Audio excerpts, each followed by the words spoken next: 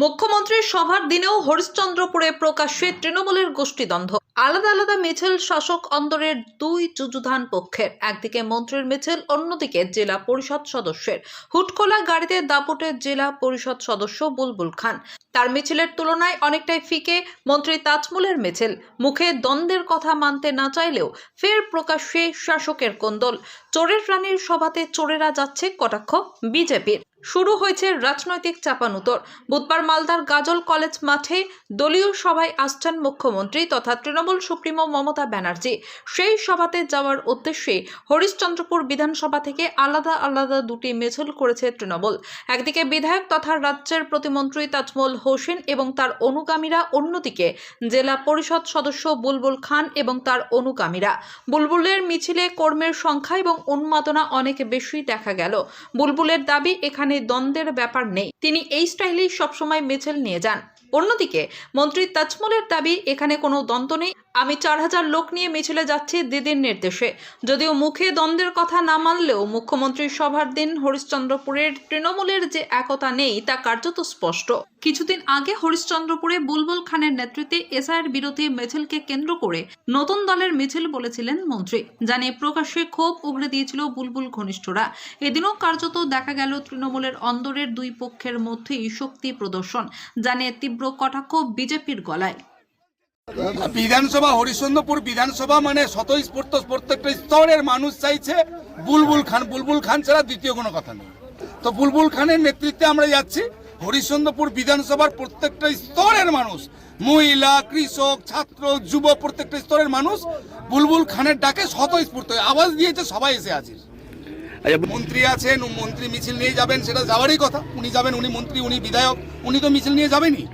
কিন্তু বুঝতে হবে যে হরিশ্চন্দ্রপুরের মানুষ চাইছে কি। হরিশ্চন্দ্রপুরের মানুষ চাইছে আমরা নিরপেক্ষভাবে লড়াকু, যে মানুষের বিপদে আপদে যাকে সবসময় পাওয়া যায়, যে সামনে থেকে নিজে সশরীরে থেকে মুভমেন্টটা করে মানুষের পাশে দাঁড়ায়, সেই বুলবুল খান।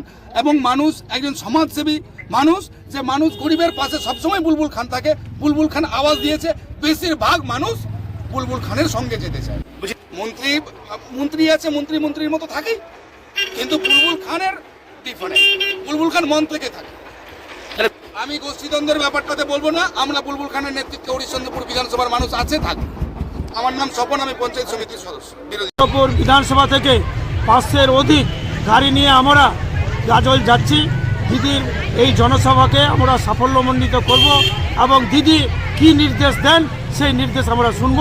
আগামী দিনে আমাদের 2026 সাল, সেই দিদিকে আমরা চতুর্থবারের জন্য আমরা মানবিক মুখ্যমন্ত্রীকে আবার চতুর্থবারের জন্য আমরা মুখ্যমন্ত্রী রূপে আমরা করব। কত মানুষের কত আমাদের 500-র ঊর্ধ্বে গাড়ি, প্রায় 4000 গাড়ি, 4000 লোক নিয়ে আমি যাচ্ছি।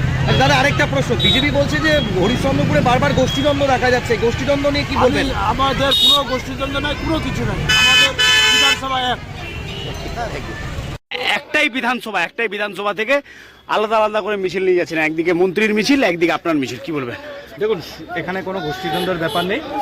এখানে অ্যাকচুয়ালি ব্লকের মিটিংগুলোতে আমরা ছিলাম, আমরাও বলেছি কি যান। এবার আমার স্টাইল আপনি জানেন যে আমি নিজের মতো করে যাই, আর দিদির সবাই যত লোক হবে ততই ভালো, কোনো গোষ্ঠীদ্বন্দ্ব।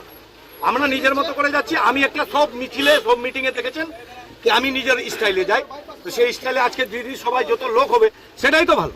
এবার কথাটা হচ্ছে, আমি ব্লকেও গেছিলাম, ব্লকেও মিটিংয়ে গেছিলাম, সেখানে সব নেতৃত্ব ছিল।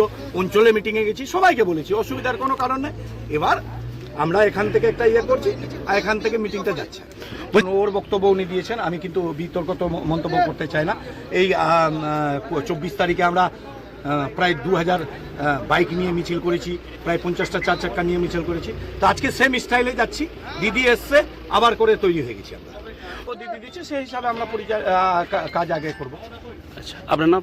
আমার নাম হচ্ছে বুলবুল খান, আমি জেলা পরিষদের মেম্বার 50।